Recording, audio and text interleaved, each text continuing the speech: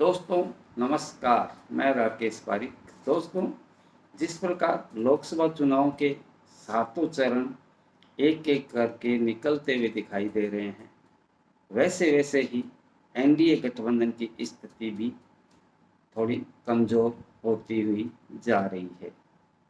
दोस्तों, बात करें इस बार एनडीए गठबंधन के कमजोर होने की, तो स्पष्ट रूप से कहना चाहूंगा, उद्धव ठाकरे की शिवसेना, दूसरी तरफ अकाली दल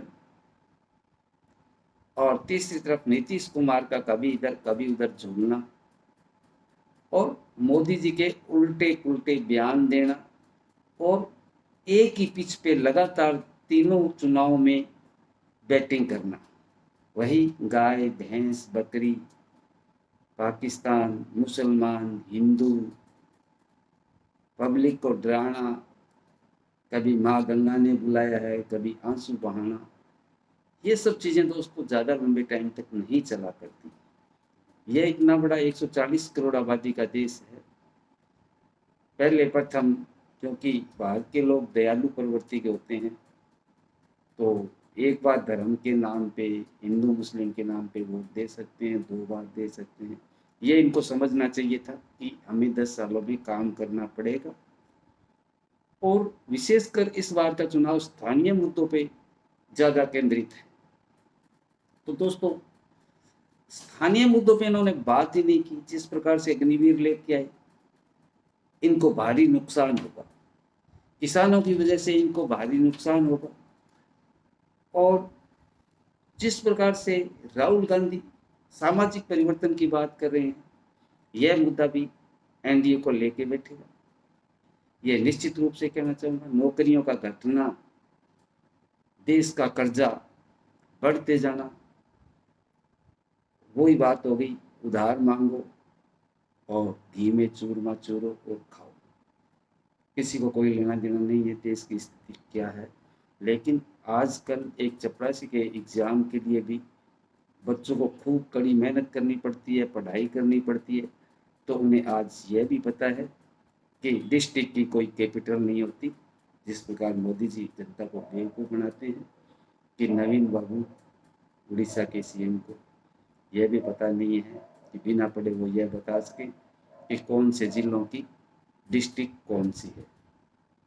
ये इस तरह की बातें करना, 87 में ही डिजिटल कैमरा ले आना और ऑनलाइन तस्वीर आडवाणी जी को दिल्ली में भेज देना, जबकि पब्लिक को पता है कि 91 में यहाँ इंटरनेट आया था और 92 में सर्वप्रथम यूएसए में अटैचमेंट भेजा गया था। वैसे तो इन्होंने बहुत से बेवकूफ़ाना बयान दिए हैं, नाली के गटर से गैस निकाल के चाय बनाना, इस तरह के, और मौसम खराब होने की वजह से पाकिस्तान पे सर्जिकल स्ट्राइक करना, ये बेवकूफ़ाना बातें होती है। बच्चे आजकल पढ़े लिखे हैं, 98% आते हैं, सब पढ़ते हैं, सब समझदार हैं।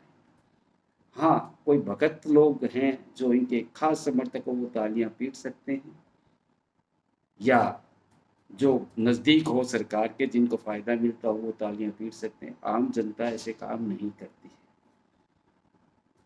तो यदि ये महंगाई पे, भ्रष्टाचार पे, बेरोजगारी पे, देश के विकास पे, इन सब पर बात करते, अग्निवीर पे बात करते, किसानों के न्यूनतम मूल्य पे बात करते, तो शायद इस बार इनकी जैसे तैसे करके सरकार बन जाती।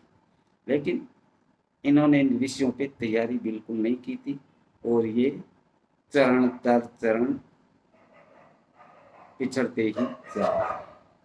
अब मैं आपको ताज़ा स्थिति बता देता हूँ। मध्य प्रदेश में 29 सीटों में से इस बार इनके 21 से 22 सीटें आ रही हैं। दोस्तों नोट कर लें, मध्य प्रदेश में 29 सीटों में से इस बार इनके 21 से 22 सीटें आ रही है। इसी प्रकार छत्तीसगढ़ की बात करें तो इनके अकाउंट में 6 से 7 सीट आ रही है। बात करूं महाराष्ट्र की, महाराष्ट्र में 16 से 18 सीटें एनडीए गठबंधन के हिस्से में आ रही है, क्योंकि उद्धव ठाकरे महागठबंधन में शामिल हो चुके हैं। बात करें वेस्ट बंगाल की, पिछली बार इनके 18 सीटें आई थी, लेकिन इस बार इनके खाते में केवल 10 से 12 सीटें ही आ रही हैं। दोस्तों बात करें तेलंगाना की, तेलंगाना में इन्होंने थोड़ी मेहनत की है, तो इस बार इनके 4 सीटें आने की संभावना है। उसी प्रकार से कर्नाटका में इनको भारी नुकसान हुआ है। एक तो वहाँ पे विधानसभा में सरकार कांग्रेस की होना, दूसरा उनके सहयोगी दलों की वही सेक्स सीढ़ियाँ निकल जाना उनके लिए नुकसान साबित होगा, और ये इनके खाते में 9 से 11 सीटें आने की संभावना है कर्नाटका में, जो पिछली बार शायद 26 से 27 सीटें थी। यह इनको प्योरली नुकसान हो रहा है। पिछली बार इन्होंने वेस्ट बंगाल में कुछ सीटें ले ली थी, लेकिन इस बार वहाँ भी पार करती दिखाई नहीं दे रही। बात करें अब केरला की, केरला में इनकी 1 सीट आने की संभावना लग रही है। उसी प्रकार से बात करें तमिलनाडु में, तमिलनाडु में भी इनके मुश्किल से 1 सीट आती हुई दिखाई दे रही है। बात करें आंध्र प्रदेश की, आंध्र प्रदेश में इनके सहयोगी दल चंद्रबाबू नायडू से इस बार इनका गठबंधन हुआ है, इस वजह से इनके 6 से 7 सीटें आती हुई दिखाई दे रही है। ये इनका प्लस पॉइंट होगा। शेष 9-10 सीटें जगनमोहन रेड्डी के, जो जिनका किसी के साथ गठबंधन नहीं है, उनकी आती हुई दिखाई दे रही है। अब बात करें गुजरात की, तो गुजरात में दोस्तों इन्होंने काफ़ी गड़बड़ की है। जैसे सूरत में इन्होंने कांड किया था, लेकिन कितनी भी कोशिश करने के पश्चात भी जो पिछले 2 चुनाव में 26 सीटें लेकर के क्लीन स्वीप किया था, इस बार इनके क्लीन स्वीप होता हुआ दिखाई नहीं दे रहा, और यहाँ पे भारतीय जनता पार्टी 22 से 23 सीटें जीत रही है, यानी 3 से 4 सीटों का यहाँ नुकसान होगा ही होगा। दोस्तों बात करें राजस्थान में, राजस्थान में भी इस बार भारतीय जनता पार्टी के बड़ा नुकसान होता हुआ दिखाई दे रहा है। 2014 और 19 में इन्होंने क्लीन स्वीप किया था, यानी 25 की 25 सीटें प्राप्त की थी। इस बार इनके अकाउंट में 15 से 16 सीटें मिलती हुई दिखाई दे रही है। शेष 9 से 10 सीटें कांग्रेस पार्टी गठबंधन इंडिया, यानी इंडिया गठबंधन को आती हुई दिखाई दे रही है। हरियाणा की बात करें दोस्तों, 10 सीटें थी पहले भारतीय जनता पार्टी के पास, इस बार वहाँ भी काफ़ी झगड़ा हुआ है, सरकार गिरी है, दूसरी बनी है, काफ़ी लफड़े हुए हैं, इस वजह से इनके खाते में 10 में से 5 सीटें ही आती हुई दिखाई दे रही है। हिमाचल प्रदेश में दोस्तों पिछली बार 4 सीटें भारतीय जनता पार्टी के पास थी, इस बार only 1 seat Bharatiya Janata party को मिलती हुई दिखाई दे रही है। बात करें उत्तराखंड की, उत्तराखंड में 500 सीटें पिछले दोनों चुनाव में भारतीय जनता पार्टी के पास थी, लेकिन इस बार इनको 1 सीट का नुकसान हो रहा है, यहाँ 4 सीटें आती हुई दिखाई दे रही है। बात करें दोस्तों दिल्ली की, दिल्ली में 7 सीटें हैं और यह भारतीय जनता पार्टी ही जीता करती है, लेकिन इस बार आम आदमी के साथ कांग्रेस का गठबंधन है, इस वजह से 3 से 4 सीटें भारतीय जनता पार्टी की आती हुई दिखाई दे रही है, और 3 से 4 सीटों का ही नुकसान होता हुआ दिखाई दे रहा है।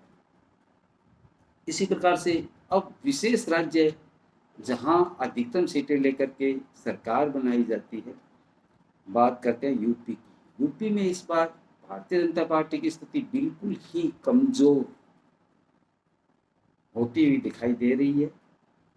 यहाँ प्रथम चुनाव में 80 में से शायद 75 सीटें इनकी आई थी, या 77 सीटें इनकी आई थी एनडीए गठबंधन में। 2019 के चुनाव में भी 64 सीटें भारतीय जनता पार्टी और उसके गठबंधन ने प्राप्त की थी, लेकिन दोस्तों सच कहूं तो इस बार 51 से 53 सीटें एनडीए गठबंधन की आती हुई दिखाई दे रही है। यहाँ जबरदस्त तरीके से मुलायम सिंह के पुत्र अखिलेश यादव टक्कर दे रहे हैं, और उनके साथ कांग्रेस का भी वोट बैंक बढ़ा है, और कांग्रेस के भी कुछ 4 सीटें आती हुई दिखाई दे रही हैं। तो इस प्रकार बात करें तो यूपी ही भारतीय जनता पार्टी को भारी नुकसान देने वाली है। यहाँ यूपी में मैक्सिमम 51 से 53 सीटें ही एनडीए गठबंधन को मिलती हुई दिखाई दे रही है। दोस्तों, अब बात करते हैं बिहार की। बिहार में इस बार 15 से 17 सीटें, केवल 15 से 17 सीटें, जो पिछली बार शायद 40 में से 39 सीटें इनके पास में थी, नीतीश कुमार और भारतीय जनता पार्टी के पास। इस बार इनको भारी नुकसान होता हुआ दिखाई दे रहा है। ये 15 से 17 सीटें ही इनको प्राप्त होती हुई दिखाई दे रही है। ये एक बड़ा नुकसान है यूपी की तरह ही। यह भी इनको, यदि यहाँ सीटें नहीं बढ़ती है तो भारी नुकसान होता हुआ दिखाई दे रहा है।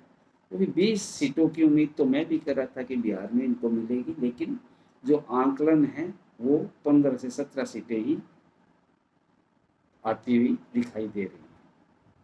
अब दोस्तों, बाकी छोटे छोटे राज्यों की बात करें तो 5 सीटें इनके छोटे पर्वतीय प्रदेशों से मुश्किल से सिक्किम वगैरह को लेकर के इनकी आती लग रही है। बाकी मिजोरम में और इन क्षेत्रों में, नागालैंड में, इनमें इनकी कोई सीट आती हुई दिखाई नहीं दे रही। एक गोवा में जरूर टक्कर दिखाई दे रही है। तो कुल मिलाकर के 245 सीटें मैक्सिमम एनडीए गठबंधन को मिलती हुई दिखाई दे रही है और 262 सीटें इंडिया गठबंधन को मिलती हुई दिखाई दे रही है। शेष सीटें इनको मायावती से कुछ सीटें लेनी पड़ेगी, जो भी सरकार बनाता है, और नवीन पटनायक से इनको बात करनी पड़ेगी, और इसके अलावा इनको यहाँ पर आंध्र प्रदेश में बात करनी पड़ेगी जगनमोहन रेड्डी से। अब जिनके साथ भी जिस पार्टी की सेटिंग हो जाती है वह सरकार बनाएगा, लेकिन कुल मिलाकर खिचड़ी सरकार ही बनती हुई दिखाई दे रही है। जय हिंद, जय भारत।